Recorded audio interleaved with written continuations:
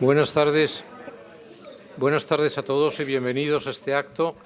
Estábamos con dudas si retrasar un poco el inicio, porque parece que hay verdaderos atascos en lo que es el eje de la castellana por razón del concierto que va a tener lugar o que está teniendo lugar a partir de las 8 de la tarde y sin embargo yo creo que vamos a ir empezando y si viene alguien más tarde se incorporará al acto de presentación. Bien, señoras y señores, queridos amigos y amigas, buenas tardes a todos y gracias por vuestra presencia en la Fundación Ortega Marañón. Antes de comenzar propiamente esta presentación, quiero decirte, querida Isabel, lo mucho que valoramos que hayas elegido esta fundación, cuyas raíces tanto te alcanzan, para presentar tu magnífica obra. Y también quiero destacar el acierto que supone la elección de quienes a continuación van a intervenir en este acto. En primer lugar, daremos la palabra a Margarita Saldaña, editora del libro, publicado por Ediciones Mensajero del Grupo de Ediciones Loyola. Luego intervendrán consecutivamente Javier Gomá, destacado miembro del Consejo Asesor de la Fundación Ortega Marañón, y Amelia Valcárcel. Ambos son excelentes filósofos y además amigos ejemplares.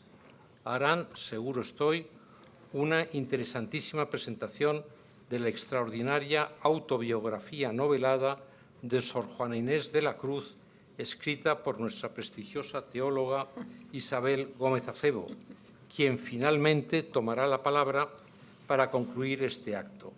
Por supuesto, antes de levantar la sesión, Isabel y los presentadores están abiertos a responder a alguna posible pregunta de alguno de los asistentes, si es el caso. Bien, aquí debería terminar mi intervención, pero permitidme que comparta brevemente con vosotros una experiencia personal. He sido siempre un lector de poesía tan apasionado como selectivo. Sor Juana Inés de la Cruz forma parte de esos autores que tras leerlos te acompañan luego en el viaje de la vida. La descubrí hace muchísimas décadas, cuando Eduardo Serra, un buen amigo de siempre y expresidente de esta fundación, me leyó en una cena en la que nos encontramos una noche un poema que llevaba transcrito en su cartera, poema que ciertamente cumplía una misión iluminadora. Al que ingrato me deja, busco amante. Al que amante me sigue, dejo ingrata. Constante adoro a quien mi amor maltrata. Maltrato a quien mi amor busca constante. Al que trato de amor, hallo diamante. Y soy diamante al que de amor me trata. Triunfante quiero ver al que me mata y mato al que me quiere ver triunfante. Y termina el poema: pero yo por mejor partido escojo de quien no quiero ser violento empleo que de quien no me quiere vil despojo. Bien, aprendí con aquella temprana lectura una lección de vida y, por supuesto, muy pronto había leído casi toda la obra poética de Sor Juana Inés de la Cruz y algunos años más tarde el magnífico tratado que Octavio Paz le dedicó. Hoy recomiendo vivamente la lectura de esta apasionante obra de Isabel Gómez Acebo, que se lee de corrido, puedo asegurároslo. Nos permite adentrarnos en la figura de aquella niña criolla e hija natural que a los 10 años había aprendido a leer casi sola por su cuenta y conformó en la excelente biblioteca de su abuelo materno lo que sería su proyecto de vida como mujer, poetisa y religiosa. Así llegó a ser una de las más relevantes figuras de nuestra literatura. Añado que sus poemas nos siguen conmoviendo hoy, 4 siglos después, verso a verso. Aunque me cueste no seguir hablándoos de Sor Juana Inés de la Cruz y del libro de Isabel Gómez Acebo, aquí os dejo en mejores manos. Margarita Saldaña tiene la palabra. Muchas gracias.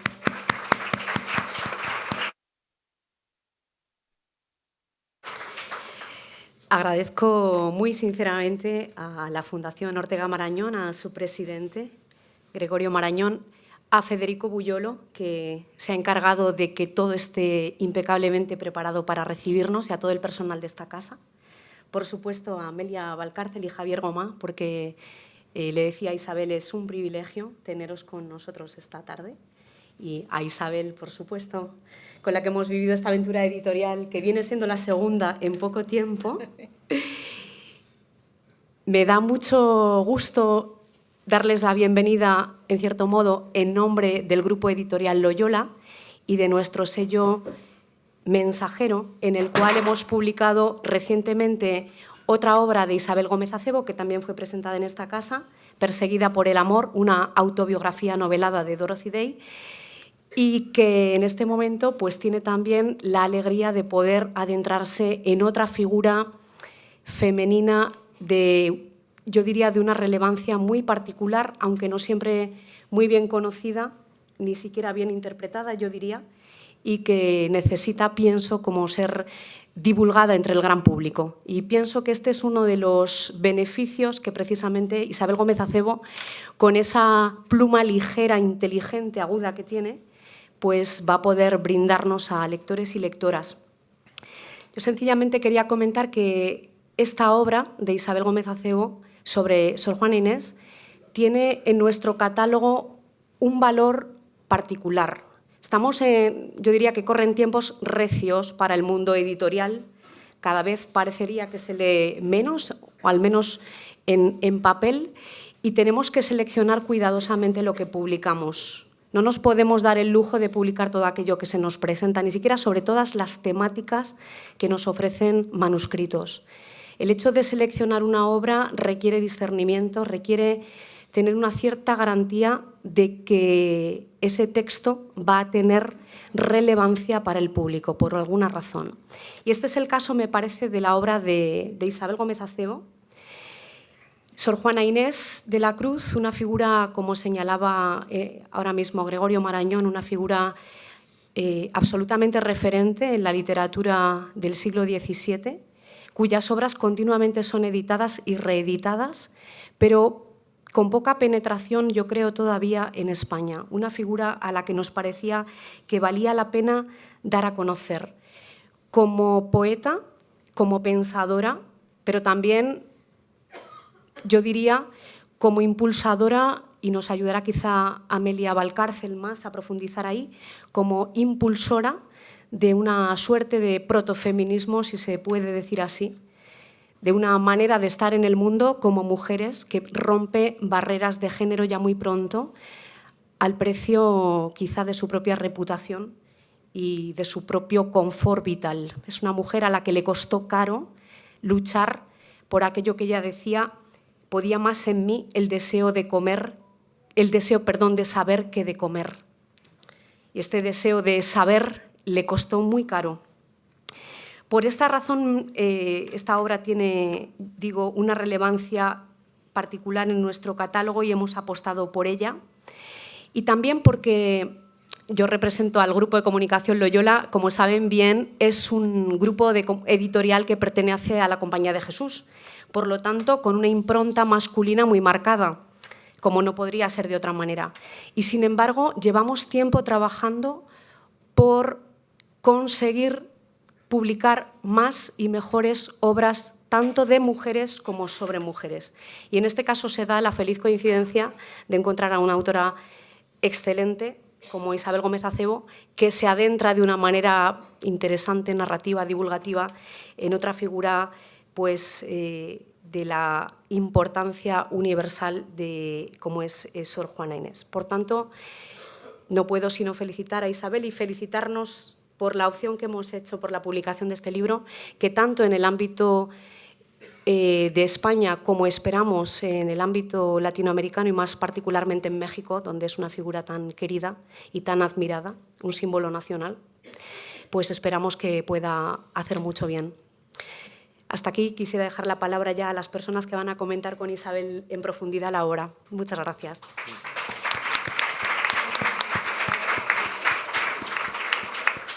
Muchas gracias. Javier, tienes la palabra. Muchas gracias. Si me veis especialmente torpe es porque estaba acostado con 37, pero me refiero a fiebre, claro. Vengo de la cama, acostado con 37, pero no me quería perder la ocasión de poder... ¿Con alguien estabas acostado? No, con 37 nada menos, pero no me quería perder el momento de acompañar a Isabel en la presentación de este importante libro, que a veces empiezo una presentación recordando cuál es la naturaleza de este acto. Está pendiente algún día escribir un libro sobre la teoría general del acto público, que es un acto público, que tiene que ver, por supuesto, con una administración de la atención. Y dentro de los actos públicos pues están las conferencias, o están los discursos, los sermones, las defensas de tesis doctoral, y están las presentaciones. Y con mucha frecuencia vemos que en los actos públicos de presentaciones a veces se confunden, y donde te esperabas una presentación ves una crítica literaria, o ves un discurso, o ves un sermón, o ves una clase. Y a mi juicio no está de más discernir qué es una presentación. Y yo creo que una presentación, y los que acompañamos al autor o a la autora de una presentación, tenemos que demostrar primero que nos hemos tomado en serio el libro. Y segundo, que después de tomar en serio el libro, si procede, y en este caso procede sobradamente, una presentación del libro consiste en una invitación a su lectura. Y por último, la presentación es llamar la atención sobre el hecho de que un libro es una gestación lenta y a veces muy costosa, que da como resultado un alumbramiento. Es el alumbramiento de un libro que antes no existía y que arroja luz, y que hay que dar la enhorabuena al libro, hay que dar la enhorabuena a la autora, y hay que desearle larga vida al libro y larga vida a la autora. Y yo lo hago de todo corazón.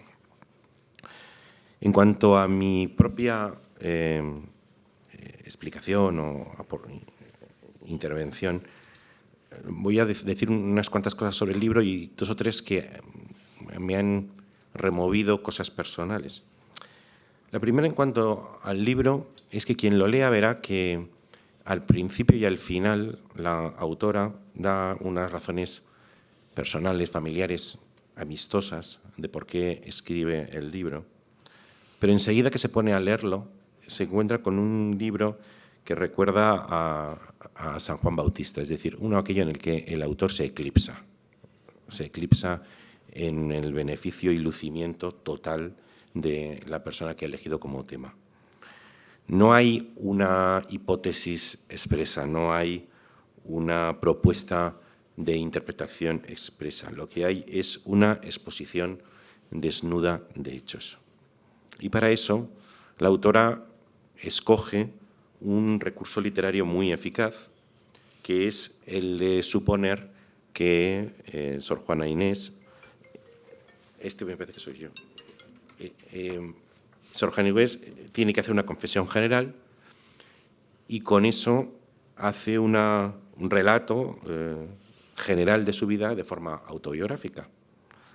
La autora de la autobiografía cuenta su vida de forma lineal, cronológica, con una voz prudente, moderada y amistosa.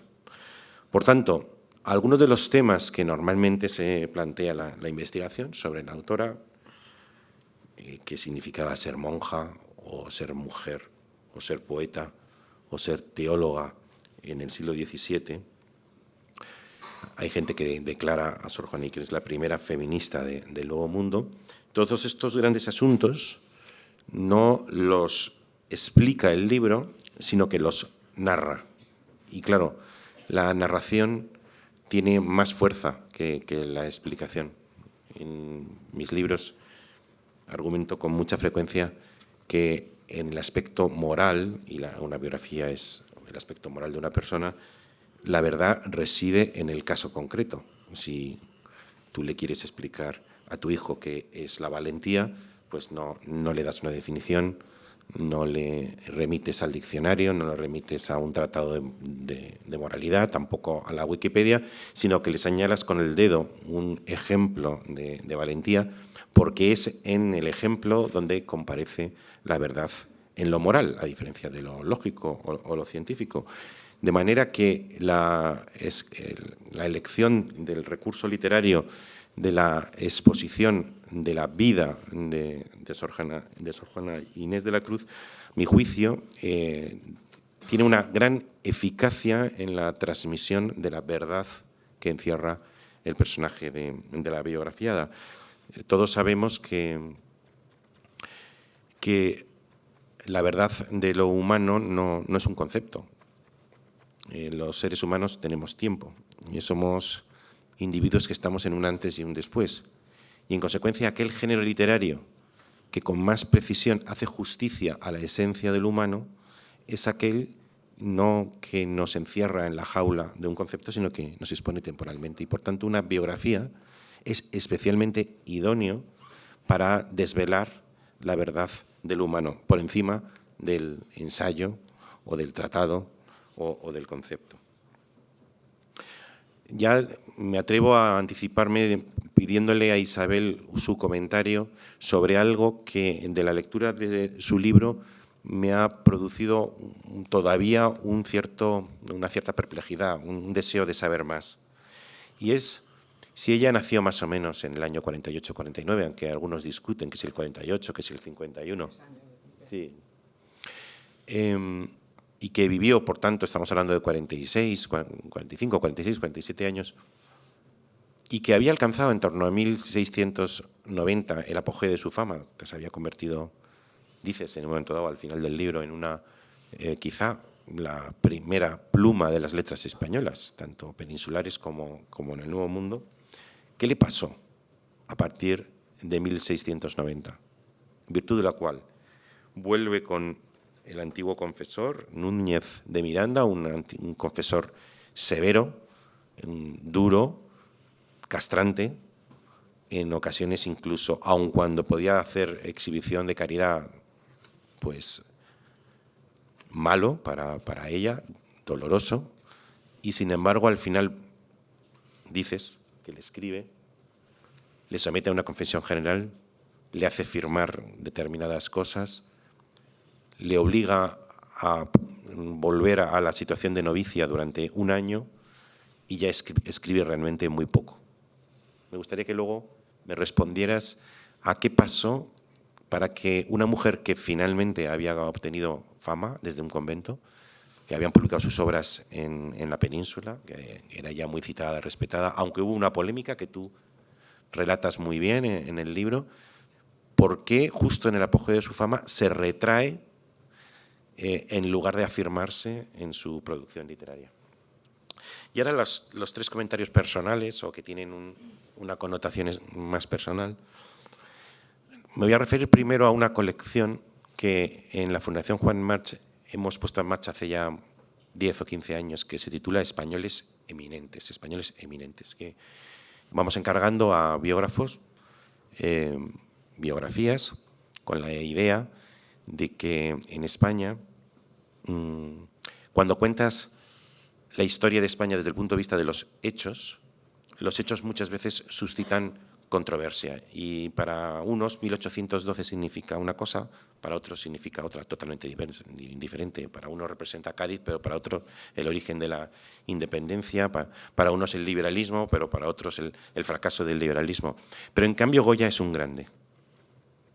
Entonces, esa idea nos motivó tratar de proponer una historia de España desde el punto de vista de la eminencia de determinadas personas que suscitan consensos frente a los hechos que suscitan controversias. Y ahí llevamos ya 10 o 12 biografías y algunas más encargadas. Bien, pues claro, una de las cosas que nos planteamos era cómo escribir españolas eminentes antes del siglo XIX.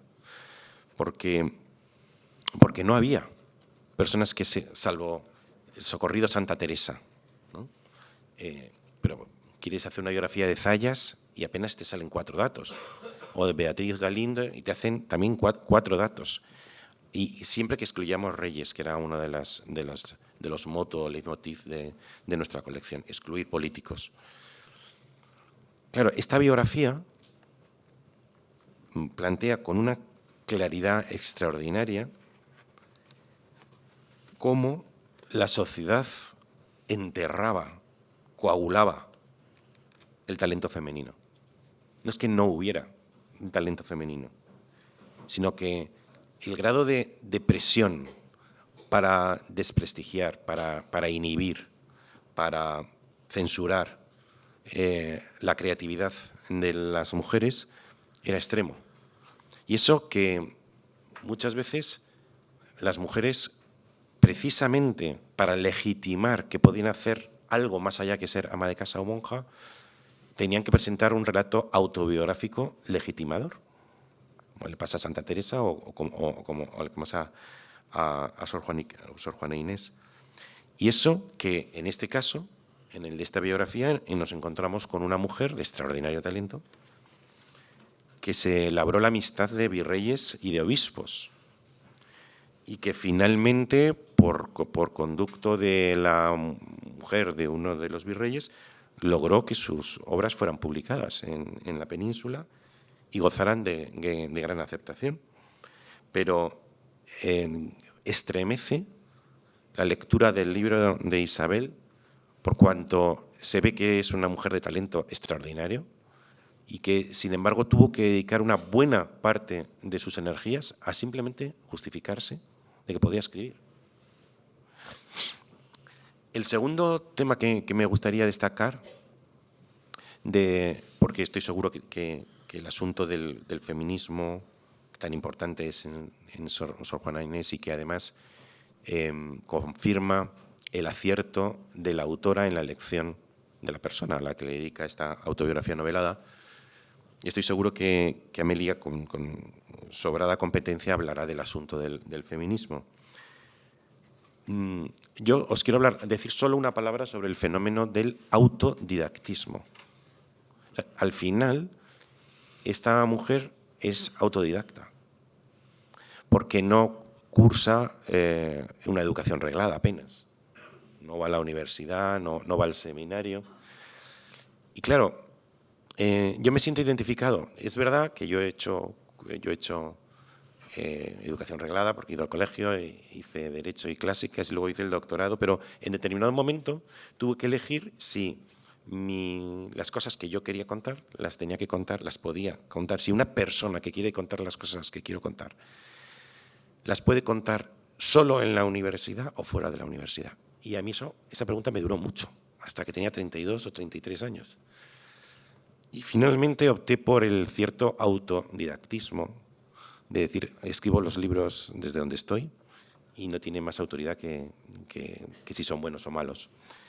Y entonces me he encontrado una Sor Juana Inés que probablemente la Universidad de España, en la península, cosas que he podido leer en el pasado sobre el estado de la universidad en España en el siglo XVII y sobre todo en la segunda mitad, era una universidad muy decadente, porque los estudios del tomismo o de Suárez o incluso los estudios que se habían iniciado sobre la ciencia, pues eran estudios que comparativamente con otros semejantes en otros países de Europa, pues eran muy, muy decadentes. Entonces me pregunto si, aunque fuera paradójicamente, para ella fue una ventaja el ser autodidacta porque excitó y enriqueció su creatividad. Y el último comentario es el siguiente, y es que en determinado momento, que no sé exactamente si Isabel nos está diciendo que era el número de libros que realmente tenía, pero dice que se encontraron 180 volúmenes en su celda, que era una celda doble, asistida por siervos y alguna esclava, ¿no? Alguna esclava que dices que en determinado momento la vendió. Conde de la Cortina.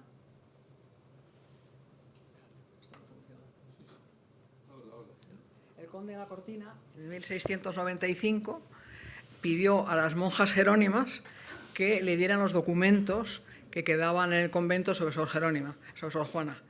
Y entonces les dio el testamento y la relación de bienes que le dio a sus sobrinos, los legítimos herederos. Y en esa relación aparecen 180 libros, que me parece una barbaridad. Sí, pero eso es lo que yo quería comentar, ¿no? Si os cogéis un libro que se llama Formas de pensar la historia, que está en Alianza Editorial, te van contando diferentes tendencias en la historiografía de los últimos 30 o 40 años. Y una de las tendencias, dicen uno de los autores, es la de investigar la biblioteca privada de los grandes escritores de nuestra época, desde el Renacimiento. Y uno se lleva una sorpresa cuando ve que a lo mejor Montaigne, en su torre, pues tenía también 130 libros, o 140. O Rousseau, que es una lumbrera de la literatura mundial, pues a lo mejor sí también tenía 160, 170. Y hoy el que menos tiene 700 o 800, aunque sea por suscripción de La Razón. Es que te van llegando libros, en el cumpleaños, en el santo, en Navidades. ¿Y qué significa? Bueno, ¿qué significa esto? Que los grandes del pensamiento no han necesitado leer mucho, sino leer bien. Mi ejemplo favorito es Homero, que fue ciego y por tanto no leyó nada. Y creo, sin embargo, el género de la épica, que todavía hoy sigue leyéndose como un ejemplo insuperable. Porque a veces todos los que estamos en el mundo de las letras tenemos una cierta tendencia a estar al día de lo último que sale, de lo último que se ha publicado. Y en cambio el ejemplo de los 180 de Sor Juana Inés nos recuerda que lo importante no es leer mucho, sino leer bien. Y aquí me acuerdo de una frase que a veces cito de mi difunto padre, que cuando recuerdo a veces utilizaba este tono irónicamente pomposo, cuando entraba en un supermercado y decía: cuán grande es el número de cosas que no necesito. Y eso me pasa a mí a veces también con la literatura o con los libros. Cuán grande es el número de libros que en el fondo no necesito leer, porque merece la pena centrarse en los buenos. Y creo que también Sor Juana Inés, que tiene fama de ser un monstruo de la naturaleza, una mezcla entre Mozart y Lope de Vega, que además tuvo, como Lope de Vega, una infancia prodigiosa, y que uno podría, como a mí me ocurriría, si yo tuviera un hijo de estos de prematuros. A mí no me gusta, porque lo prematuro normalmente me parece una anomalía. Me gusta que las cosas lleguen en su momento. Sin embargo, en el caso de Mozart, fue una persona pues, que con 8 años, 10 años ya hacía óperas. Con 13 o 14 hizo algunas que se van a estrenar ahora en el Teatro Real, pero que después, hasta sus 35, siguió haciendo obras maestras. Y Sor Juana Inés pasó algo parecido, y es que ya asombró, fue un portento, asombró al mundo desde que era pequeña, pero siguió haciéndolo hasta que murió, o por lo menos, porque ahora le voy a preguntar a Isabel, que me diga por qué, hasta 1690. Yo termino mi intervención pidiendo disculpas por esa especie de magma que tengo en la cabeza y recomendando seriamente la lectura de este libro. Quien se lo lea va a aprender muchísimo, muchísimo, de una persona que realmente merece la pena. Es una figura extraordinaria.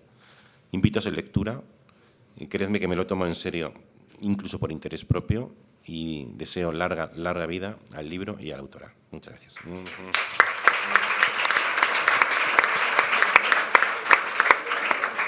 Javier, Muchas gracias, Javier. Te contesto ahora, antes de que se me olvide. Uno de los motivos por los que yo he escrito este libro es por contestar a esa pregunta que me haces.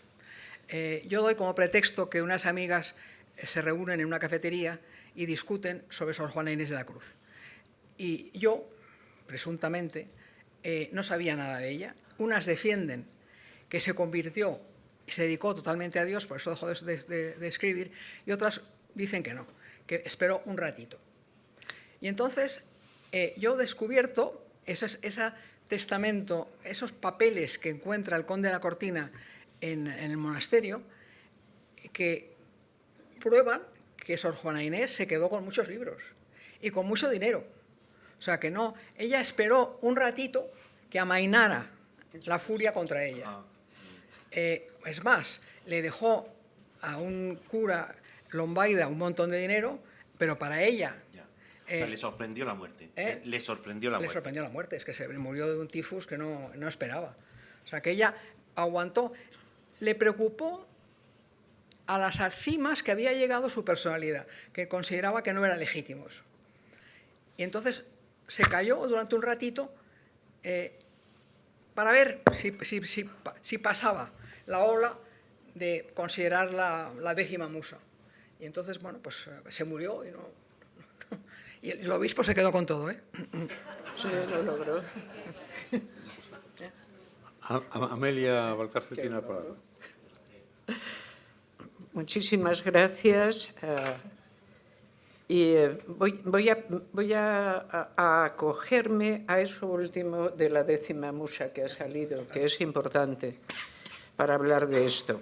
Bueno, yo quería hablar, lo primero de todo, de la dedicatoria de este libro, que está dedicado a mi marido Alejandro por décadas de felicidad conyugal.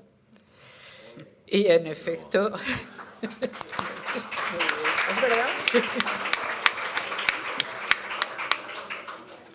Es una cosa magnífica porque yo creo que nadie puede evitar, cuando se enfrenta a un personaje histórico, y en este caso a Juana Inés de la Cruz, compararse.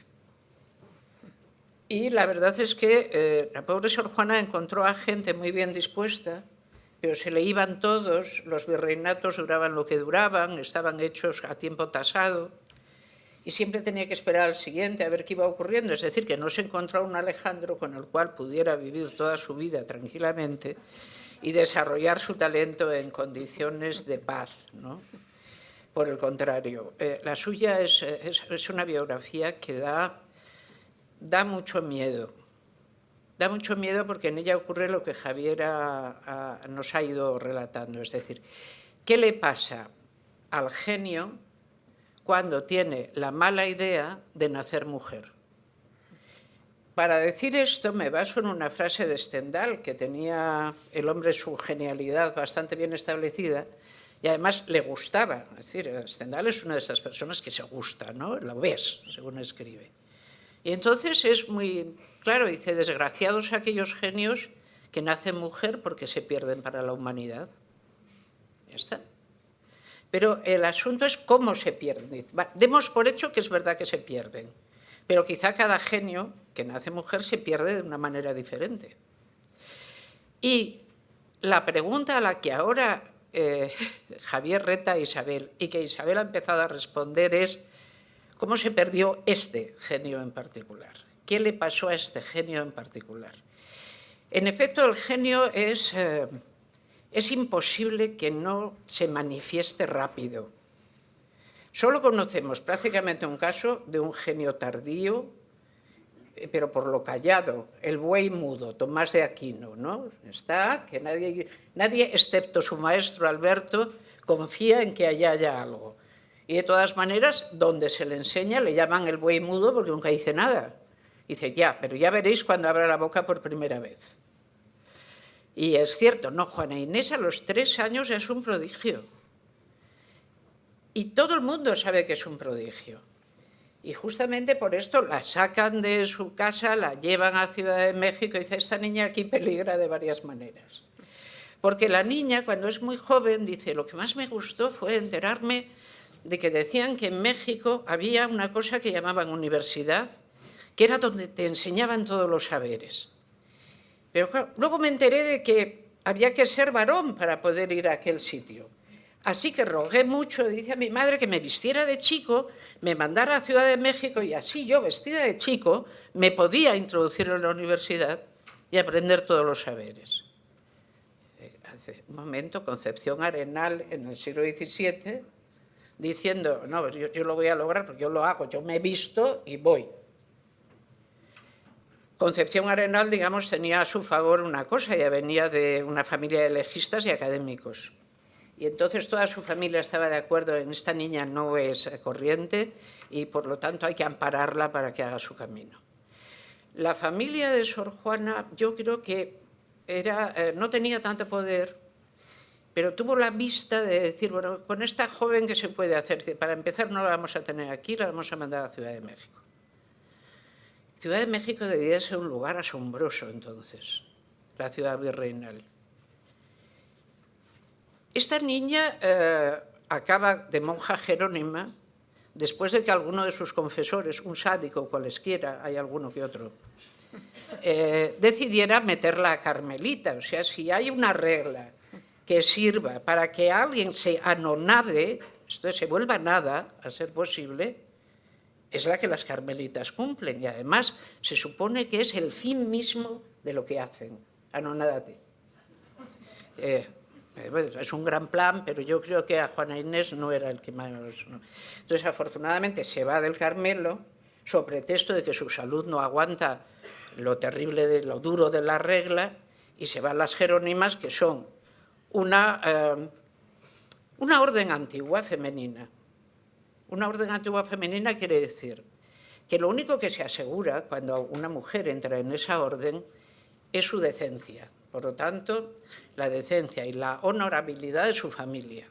O sea, fulanita está muy bien colocada, está metida en un monasterio, que está muy bien, tiene varios patios, se come bien, se bebe decentemente, tiene una esclava o dos a su servicio, que no profesan, pero no hace falta como si lo hicieran, y tiene allí su propio apartamento.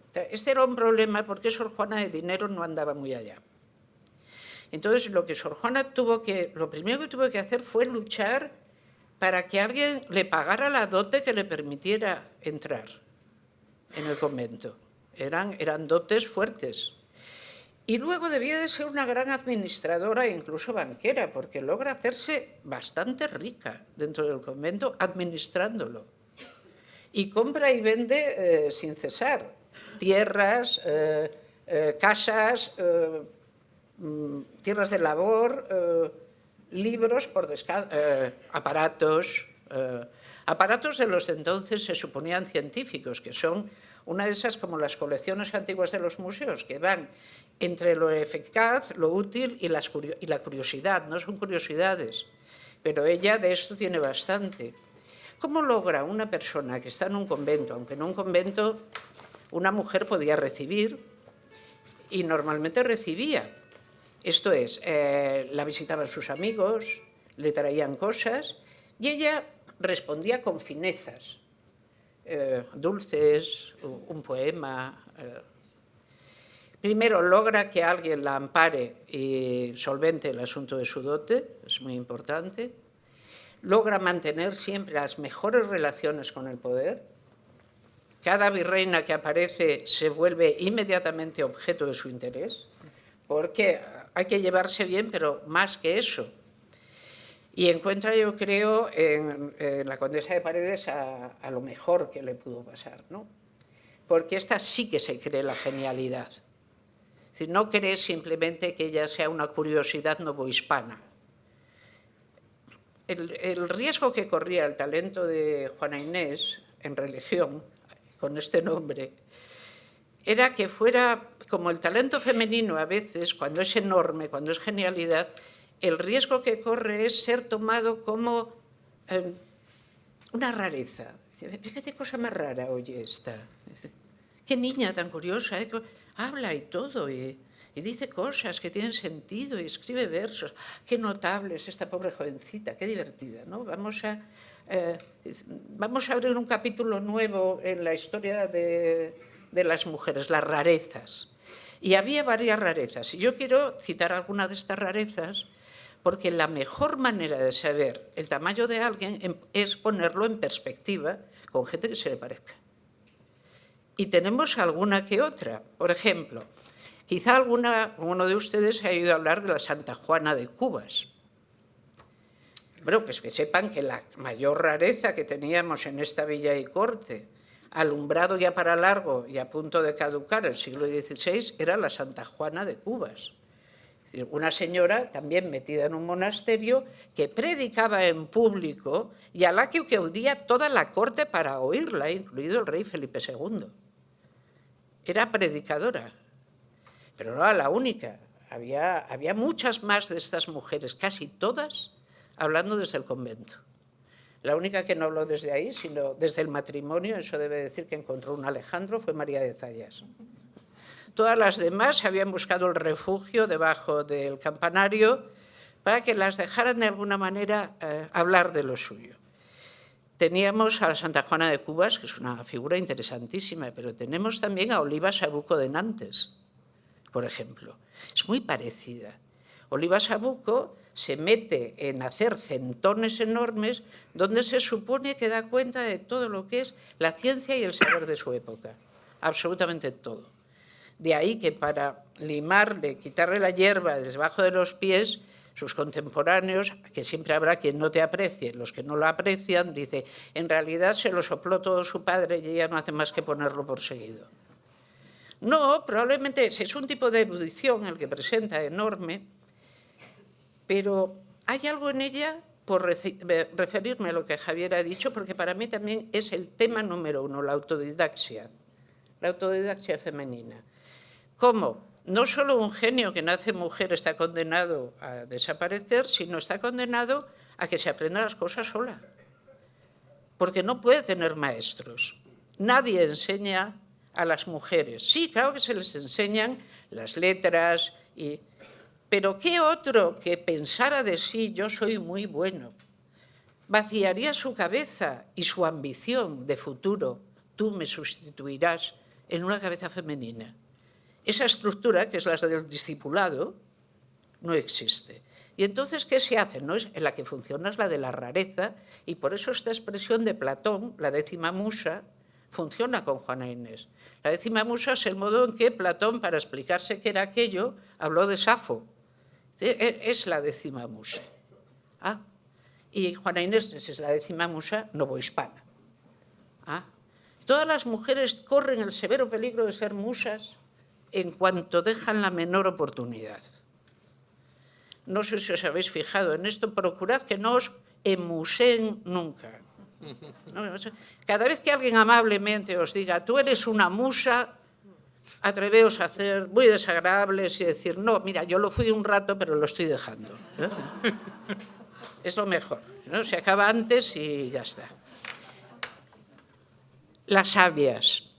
Las sabias han existido y hay varias. Hay una estricta, casi estricta contemporánea de Juana Inés. Es Marie Legare de Gournay. Tú has hablado de Montaigne y me dijo, uy, qué bien, estamos hablando todos de lo mismo. Montaigne, en efecto, tuvo una, a la que él llamó ma fille de raison, mi hija por la razón, Marie Legare, Marie de Gournay, que fue la encargada de hacer la primera compilación de la obra completa de Montaigne y publicarla. María es ese mismo tipo de genio. Y a pesar de que Montaigne tiene en ella toda la confianza, porque la tiene, hasta el punto de que le deja todo para que ella disponga y lo edite, Montaigne, que es la persona que cambió el compás de lo que entendemos por pensar en Europa. Una inteligencia extraordinaria y un carácter peculiar. Y la persona en la que deposita realmente su confianza son dos, uno es su queridísimo amigo Lavoisier y otra es Marie Legare. Y a ella le deja, por así decir, Lavoisier además ya no está, desaparecido, le deja toda su herencia intelectual. Pues Marie se parece muchísimo a Juana Inés. Es decir, ella tenía contemporáneas. Y por lo tanto, ella tiene que ser entendida como un caso dentro de sus contemporáneas. Y este libro que ha compuesto Isabel, eso nos lo deja hacer perfectamente, porque sobre texto de la Confesión General, Isabel va contando cuáles fueron todos los meandros, recovecos y corrientes a las que Juana Inés tuvo que enfrentarse, y además haciendo como que no lo hacía, como que, no, si no pasa nada, no. Acostumbrarse a la perenne sonrisa que dice que no te pasa nada cuando estás muerta de miedo, enormemente cansada, temerosa de lo que pueda ocurrir. No pasa nada. Nunca pasa nada.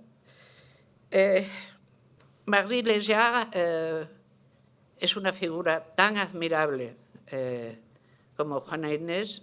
Comparada con sus contemporáneas, lo magnífico que tiene Juana Inés es que ella resiste, es decir, resiste la comparación, resiste perfectamente la comparación. Es una gran figura. De ahí que los suyos, en México, ustedes recuerdan el enorme retrato de Juana Inés de la Cruz. Estuvo en Madrid no a tanto, para una exposición que se hizo a medias entre el Teatro Real y el Museo del Prado y que iba sobre cultura novohispana, se trajo el magnífico y enorme retrato de Juana Inés de la Cruz. ¿Qué es lo más sorprendente de ese retrato? Es esta portada. Aparece una señora vestida en monja, que entonces era también el hábito de viuda, no lo perdamos de vista, las viudas iban así, que está delante de una enorme biblioteca, sentada con una mesa preciosa, de esas, las madres de las mesas de estilo Enrique II, que familiarmente os solemos llamar esos muebles remordimiento, de los cuales siempre tenemos alguno y no sabemos qué hacer con él. ¿Va? Bien, pues ahí está Sor Juana puesta. Lo más impresionante es el tamaño del retrato. De ese tamaño solo se le hacían retratos a las personas reales, directamente. Mucho debían de tener, y en mucho, a Sor Juana, para que un retrato de ese tamaño fuera pintado. Y naturalmente mucha envidia le debía de tener mucha gente, porque ¿a qué viene que a esa simple se le haga un retrato como si fuera su majestad Felipe IV? ¿Por qué? O sea, ¿de qué vamos? El talento, y esto en tu libro también es puntual, el talento despierta constantemente malevolencia. Y el talento de Juana Inés despertó gran amor en alguna gente y mucha malevolencia en otra. Sobremanera en estos confesores suyos que decidieron hacerle la vida difícil, ya que Dios nuestro Señor había tenido a bien darle alguna prenda y gala que no eran tan comunes. Dice, ya te arreglaré yo a ti por haber venido de esta manera. Intentaron arreglarla varios y yo creo que el último lo consiguió, desgraciadamente. A mí me da una enorme tristeza ver los últimos años de la vida de Juana Inés de la Cruz. Y por eso me ha gustado mucho el final del libro de Isabel y esto que nos acaba de decirte. No, en realidad ella estaba esperando. Esto se pasará, yo me dejo hacer lo que sea, vuelvo a ser novicia 1 año, con todas las tonterías que eso comportaba, que no vienen al caso, pero tenía sus detalles. Hago una confesión general que firmo con sangre, cuidado, diciendo yo la peor de todas, de que por cierto dices, lo hacían todas. Menudas costumbres. Incluso yo creo que ella decidió que era bastante poderosa, tenía bastantes recursos, tenía en efecto caudales, los fue distribuyendo para que se los devolvieran, si alguna vez aquellos vientos pasaban, y me ha sorprendido ver que invitó a Pallavicino a que fuera a su convento a defender, porque ¿por qué se la cargó Sor Juana Inés de la Cruz? Esto es que es muy importante y aunque Isabel, yo te ruego que nos lo cuentes, porque esto no se sabe y es muy divertido. El asunto es que la cosa católica cerrada y de alguna manera tridentina al exceso, que funcionaba dentro de la convivencia española y lo que era pensable y de lo que estaba bien hablar, fabricaba tópicos de conversación y tópicos de debate tan sorprendentes como las finezas de nuestro Señor Jesucristo. Quisiera ver primero un poco de expectación y un poquitín de qué era eso de las finezas, porque quiero yo contarlo a como dé lugar. Las finezas es que igual que un amante tiene finezas, un día te regala unas flores, otro día te lleva no sé qué, otro día te dice no sé qué, nuestro Señor Jesucristo a lo largo de toda su vida tuvo grandes finezas. Queda raro, pero los barrocos eran así. ¿Y cuál fue su mayor fineza? Morir por nosotros. Bueno, eso estuvo bastante bien, fue muy fino por su parte, pero casi mejor que nos dejara el sacramento de la Eucaristía, porque eso sí que fue una fineza. Imagínense debatiendo sobre esto como si fuera una cosa social. Hoy por la tarde vamos a enterarnos de qué opina Fray no sé qué de las finezas de nuestro Señor Jesucristo. Aquella gente se empezaba a tomar la santa religión no demasiado en serio. Bueno, pues había un afamadísimo predicador que hizo un famosísimo sermón donde decidió cuáles eran las finezas de nuestro Señor Jesucristo, y a Sor Juana Inés le pareció que era un solemne mendrugo y que ella tenía algo que opinar sobre el particular, y entonces escribió una pequeña cosa mintiendo, diciendo esto no quiero que lo lea nadie, en realidad no le tiene que ser enseñado a nadie, pero lo hizo salir del convento. Todo el mundo sabe que si no quieres que algo se sepa, no lo digas. Pero no quiero, lo sacó, y ahí empezó el principio de su ruina, porque el obispo de Puebla, bellísima ciudad, que muchas de ustedes y muchos de ustedes conocerán, y que, bueno, le tenía un sí es, no es, aprecio o no. De nuevo, Isabel lo cuenta magistralmente, cómo es el clero, Pues hay que tener... Unos sí y otros más, déjate. Dijo, esta es la mía. Y aquí que cuando está Sor Juana creyendo que todo aquello, después de todo, le llega una bonita cosa ya editada, con todo, que se llama Respuesta de Sor Filotea de la Cruz. Sor Filotea era el obispo de Puebla y le mandaba que en vez de tanto dar la lata se dedicara a rezar y a callarse. Y cuando sabes que esto te lo está diciendo el obispo, no de Ciudad de México, pero bueno, de una de al lado, que manda bastantes para echarse a temblar, cuando tú eres una monja que está metida en un convento. Y ellos son tu autoridad natural. Claro, ¿qué hizo? Se echó a temblar y se empezó a callar. Pero no del todo, porque contrató a Palavicino. De Palavicino era un tipo que era casi el único que tenía más fama de predicar mejor que el primer del que estamos hablando. No, si yo no quiero saber el nombre, es que deseo despreciarle profundamente, por tonto ya está. Aquel. Palavicino era el que verdaderamente tenía esta fama. Si ustedes ven el retrato de Palavicino hecho por el Greco, eso es un retrato psicológico. Ves a la soberbia encarnada. Oye, pues se fue a dar precisamente al convento de Sor Juana un gran sermón diciendo que Sor Juana era la que verdaderamente había entendido el asunto. Cuidado. Esto yo creo que para Palavicino, aparte de esto, era un poco amenofis. Esta barbaridad la mantendré. Ya sé que es una barbaridad. Es decir, que fue porque le pagaron bien, menudo era. Cobraba por los sermones lo que no es de contar. Pero fue y la defendió airosamente, es decir, frente al obispo de Puebla.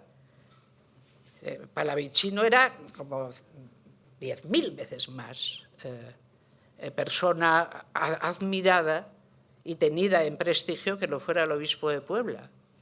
Pues ni por esas. No.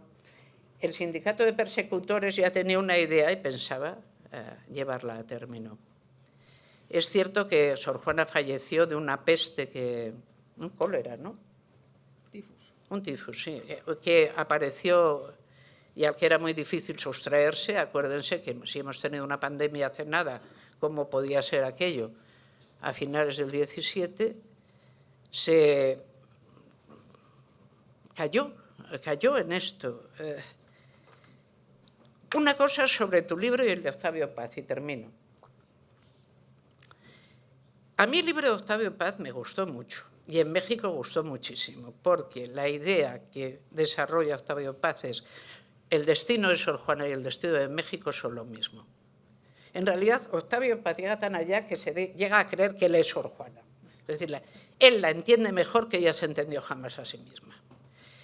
Pero tiene una cosa magnífica, que es lo que te dice. No podemos entender no solo la cultura novohispana, sino lo que es México, si no entendemos la tortura a la que es sometida la inteligencia de Sor Juana Inés. Y eso en su libro es admirable. Y el tuyo se parece bastante. A mí es el que más se me parece. Yo conozco 3 libros sobre Sor Juana que me parecen importantes. El de Octavio es uno, el de Clara Campoamor es otro. El de Clara Campoamor es pequeño, pero es magnífico, porque Clara a su vez era autodidacta y a su vez era inteligentísima. Y por lo tanto entiende perfectamente el tipo de problema de crucifixión en que está metida Clara. Ella por Clara y la otra por Juana. Lo entiende. Cuando uno entra en esto y dices, ¿cuál es lo que yo creo que tú entiendes mejor que Octavio? Octavio se quiere poner a la francesa, mucho, en todas sus referencias, ¿no? Es un libro así, de tamaño como para agredir a alguien con él, ¿no? Bien, es un libro en condiciones, pero está muy lleno de referencias que dices, bueno, estas vendrán todas a cuento, pero hay una en que, probablemente fascinado por l'École des Annales, los grandes historiadores franceses, él nos cuenta cómo el Alcázar, el Real Alcázar, funcionaba como una especie de amplísimo colegio de señoritas. Sí, que eran las hijas de las grandes familias, eran entregadas a la corte, vivían prácticamente allí, y entonces allí solo había, dice Octavio, tiene mucha gracia, solo había jovencitas solteras en edad de merecer, a las que su familia casaría, y varones casados, porque los jovencitos por la corte no iban.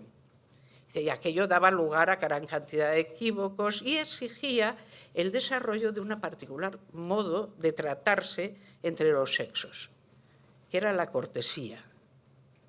Justamente cuando los sexos tienen que estar muy cerca, tienen que aprender a tratarse con decoro, pero no solo con el decoro a la musulmana, tápate que me molestas, sino admitiendo cierta igualdad y teniendo, sin embargo, que guardar todos la decencia. ¿Cómo hacemos para que esto sobreviva? Es un concierto, es un contrapunto difícil. Hay que llevarlo adelante. Y ese es el contrapunto en el que la vida en sociedad nos introduce todavía a día de hoy. Es fantástico. Y Sor Juana tiene ahí una gran entrada. Es decir, Sor Juana es una de esas figuras que intentan vivir en una sociedad de iguales, donde varones y mujeres sean iguales. ¿Por qué? Dice, porque ella, por monja, dice, yo no soy mujer, yo ya soy otra cosa, yo estoy aquí, entonces, digamos, me armo mi propio terreno, ¿no? A ver si puedo. Y cómo eso también quiebra, porque al fin la autoridad, una ruda autoridad masculina, le dice, te vas a tu agujero, no debiste salir de él. Ya es extraño simplemente que existas. Me molestas mucho. Atreverse con Sor Juana es lo que quiero. Termino. Cuando Isabel se ha atrevido con Sor Juana, yo no sé si lo hizo con esa afición, ella dice, estábamos unas amigas hablando, pero yo creo que a lo largo de este libro la ha ido conociendo tan bien que a estas alturas ya sabe perfectamente con quién se ha atrevido. Y ha aprendido quizá alguna cosa, que es lo que yo quiero que, si está de humor, nos cuente. Porque tengo esa impresión, tú eres también bastante reservona a ta façon. Entonces, me gustaría que nos contaras esa parte. O sea, vista, devorado que ha sido el personaje, no te ha quedado otro remedio, ¿dónde está? O sea, ¿quién es? Gracias.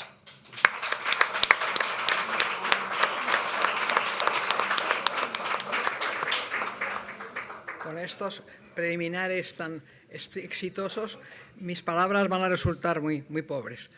Bueno, yo le doy las gracias a los cuatro que estáis aquí conmigo, a la Fundación, a vosotros.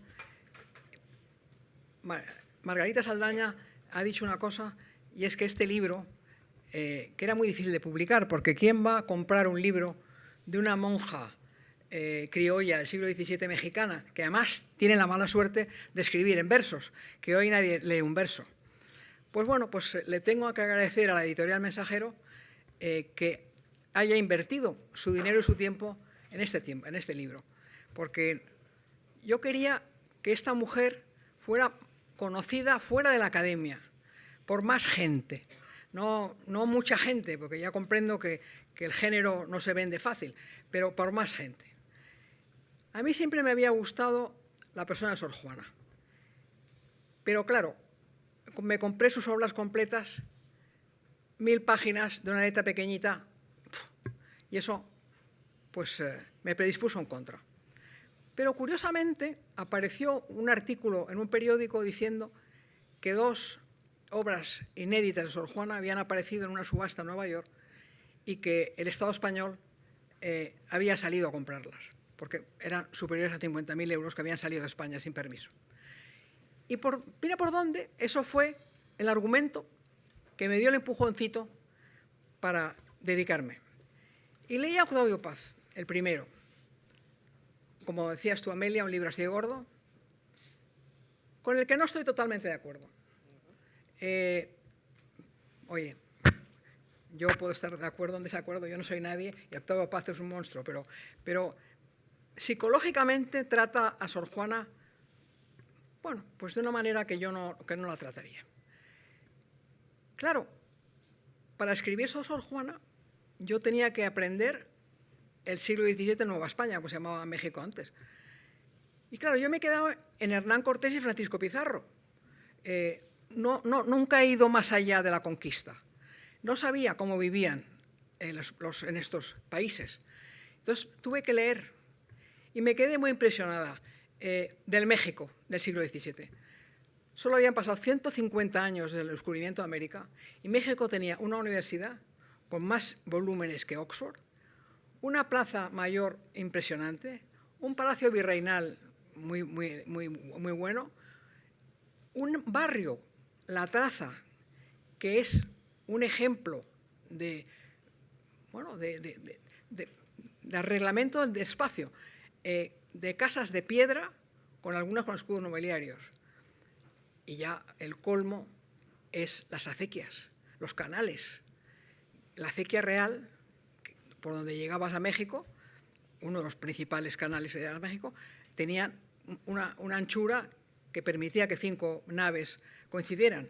O sea, que era una ciudad, pues, como una ciudad española, pero solo habían pasado 150 años. Entonces, bueno, la población era muy variopinta, porque eran españoles, criollos, indios de distintas tribus y esclavos, y algún filipino que otro, que no comían lo mismo, no se vestían igual. Es decir, tuve que estudiar mucho, pero me divirtió aprender cosas que no sabía. Entonces me encontré con la persona de Sor Juana, una mujer extraordinaria, bastarda, que eso en el campo no era tan gordo, pero en la ciudad sí. Estabas mal visto, sobre todo si eras criolla y bastarda, pero con un abuelo que, para mi sorpresa, tenía una biblioteca pues muy importante. Nunca encontré por qué este señor tenía esa biblioteca tan buena. Y Sor Juana aprendió a leer y se trituró todos los libros de su abuelo. Tan lista era que comprendieron que la tenían que mandar a México ciudad. Y ahí era tan rara que pensaron que su sabiduría era por obra del demonio o de la santidad. Había algo raro ahí en su entorno, su sabiduría, que la llevaron al Palacio Virreinal para someterla a un examen. Los 40 mejores profesores de la época la sometieron a un examen. Y decía el virrey de turno que, bueno, se había batido como un galeón contra 40 embarcaciones que la asedian. ¿Por qué se mete monja? Se mete monja porque la experiencia de mujer casada a lo largo de su vida en su entorno no es muy exitosa. Su madre tuvo 2 hombres con los que vivió, con los que tuvo 3 hijos con cada uno, pero no, la dejaron. La más exitosa fue su tía, la que vivía con ella en México, pero claro, la vida de esta mujer no le gustó porque era totalmente dedicada al marido. Ella quería aprender. Como dices tú muy bien, el confesor la metió en las carmelitas, que no le iba nada bien. Y luego, las monjas jerónimas, San Jerónimo tenía una tradición de discípulas femeninas, con lo cual en las jerónimas se encontró además una biblioteca muy buena. Ahora, siempre se quejó de no tener pues con quién hablar. Las personas que la enseñaron fue la maestra del pueblo de Mecameca, su abuelo, y un profesor que le enseñó latín, pero no tenía con quién hablar. Y entonces, esa cercanía a las virreinas le proporcionó apoyo, fuerza, el conocimiento del poder y la riqueza, que también le gustó, y un contacto a nivel cultural con esa mujer que tenía los mismos gustos que ella, la misma edad que ella, y con la que desarrolló una amistad muy profunda, que algunos tachan de lesbianismo, pero dejo ahí, no sé si eran lesbianas o no, no me importa el tema. El tema es que esta mujer escribió unos versos divinos sobre el amor, los celos. Curioso, que no era tan buena en las ciencias como en las letras, pero igual de buena en las dos, porque hizo con los dineros que ganaba con sus obras, fue creando una pequeña fortunita con la que se pudo comprar una celda para su sobrina, y lo que incluso se compró unas tierras del convento que estaba de mal en peor. Me ha divertido mucho estudiar cómo funcionaban los conventos, porque eran como bancos. Las dotes de las monjas que entraban eran muy altas, 3.000 pesos en el caso de Sor Juana, que le tuvo que dar un amigo, y esos los invertían daban préstamos. Pero claro, nunca algunas administradoras no lo hicieron bien, y en un momento dado el convento de Sor Juana estaba en la ruina. Y entonces las monjas pensaron echar mano de Sor Juana, que lo había hecho también con su dinero. La lectura de mi libro tiene dos lecturas. Los biógrafos de Sor Juana no escriben su obra, dan noticias de su obra, y yo he querido escribir su obra, pero claro, el libro se hace muy pesado. Se hace muy pesado entre los 30 y 40 años de esta mujer, porque he puesto mucha obra, muchos versos. Pero claro, es que a través de esos versos conoces a la persona que escribe. Por ejemplo, ella continuamente cita a mujeres famosas que no fueron repudiadas en su tiempo, diciendo, si ellas no fueron repudiadas en su tiempo, ¿por qué me repudian a mí? Habla de la Virgen María como la sabiduría plena. Incluso la achacan que para ella es más importante la Virgen que su hijo. Y sí, dice que sí, pero que al hijo no le importa que le ven a su madre. En todos los escritos de ella aparecen pinceladas que van descubriendo su personalidad. Ahora, yo aconsejo al que lea el libro, si no le gustan los versos, y si no le gustan, hace obras de teatro malísimas, pero también las incluyo porque el hilo de Ariadna, por ejemplo, es una mujer la que en el caso de Sor Juana descubre el hilo de Ariadna. Escribe villancicos, es un acercamiento al pueblo, o sea, que sabe escribir las disputas teológicas más elevadas de su época, pero también sabe escribir villancicos que gustan al pueblo. La discuta se metía, toda su vida tuvo que nadar entre dos mundos, el mundo europeo, el mundo de Nueva España, el mundo que no reconocía que las mujeres, y si eran religiosas menos, podían saber, y si sabían, no podían demostrar que sabían, y se apoyó en curas, obispos y virreyes.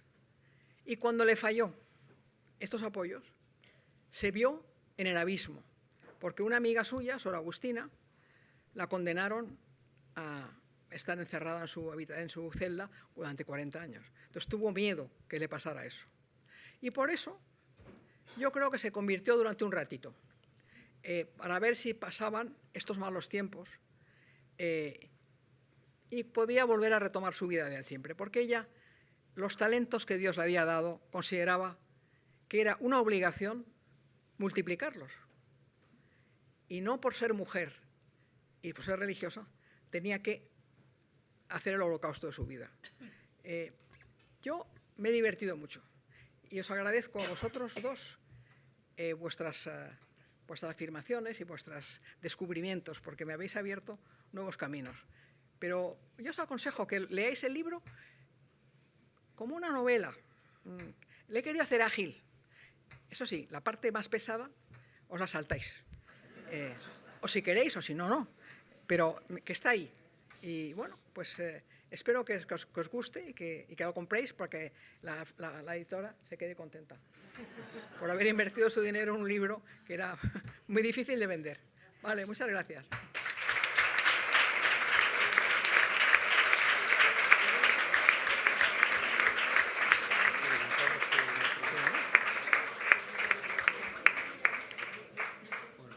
Bueno, antes de levantar la reunión, simplemente preguntaros si hay alguien que quiere preguntar alguna cosa.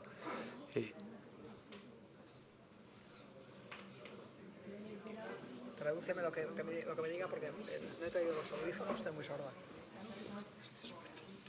Joaquín del Pino. Bueno, Isabel, enhorabuena por tu nuevo libro. La verdad es que eres ejemplar con tu prolífica actividad. Enhorabuena.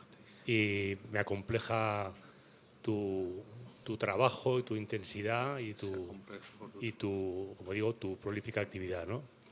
El libro tiene una pinta estupenda. Yo no lo he leído, lo acabo de comprar, pero tiene una pinta estupenda. Me ha gustado mucho la participación de todos los ponentes y, en particular, quería... me ha llamado la atención un comentario de Amelia cuando ha dicho que, afortunadamente, Sor Juana no se quedó en el convento de las Carmelitas, porque esa orden busca el anonadamiento o la anonadación de la mujer. Bueno, en primer lugar, yo creo que si Sor Juana no se encontró a gusto en las Carmelitas, no es culpa de las Carmelitas, sino de Sor Juana, que probablemente se equivocó de vocación. En segundo lugar, según leo en la contraportada del libro, Sor Juana quiso ingresar en un convento precisamente para poder estudiar, cosa que no podían hacer entonces, según dice la contraportada del libro, las mujeres casadas de la época. De lo que se concluye que en aquella época la Iglesia daba más oportunidades a la mujer para formarse que la mujer casada o las mujeres laicas, ¿no? Y en tercer lugar, también me ha sorprendido porque tenemos como ejemplo de carmelita a la propia fundadora, Santa Teresa de Jesús, que es todo lo contrario a la anonadación, no solamente por su actividad fundadora de conventos, por todos los viajes que hizo por España, sino por lo que escribió, hasta el punto que es patrona de los escritores españoles. Y también tenemos, y para terminar, una muy conocida carmelita, ya del siglo XX, la Madre Maravillas, por cierto, tía abuela de Gregorio Marañón, cuya vida también es todo lo contrario, menos la anonadación. Y además fue perseguida durante la guerra y consiguió proteger a todas sus monjas, ¿no? Entonces, con esto quiero decir que, como me ha parecido entender, a lo mejor equivocadamente, un cierto tono de mofa en ese comentario, pues solamente quería aclarar este punto. Muchas gracias. Muchas gracias, Joaquín. ¿Alguien que quiera hacer alguna pregunta? Toya.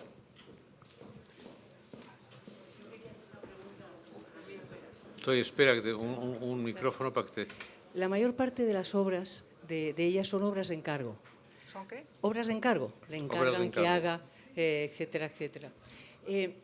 Hay pocas, yo entiendo que esas poesías amorosas no son de encargo, sino son suyas, el resto sí. Pero hay una obra que es la que ella dice que no es de encargo, que la escribe porque quiere. Entonces, ¿habéis notado alguna diferencia en temática, en escritura, entre esas obras de encargo y Primero Sueño, ¿no? Que es como se llama? ¿Quién contesta? Primero Sueño es una obra donde ella describe su ambición por saber. Y ella cree que el saber supone llegar de golpe a la cima. Y piensa que en el sueño el alma se ve libre de los sentidos, libre del cuerpo, y entonces puede volar hasta la cima. Pero una vez en la cima, se cae. Y descubre que el conocimiento es pasito a pasito, como un alquimista, ¿no? Un alpinista. Es pesimista porque cree que el conocimiento pleno no se alcanza nunca. Y cuando llega la mañana, se despierta y comprende que su sueño de aprenderlo todo es vano, porque nunca lo hará. Pero sigue, pasito a pasito, tratando de aprender más cosas.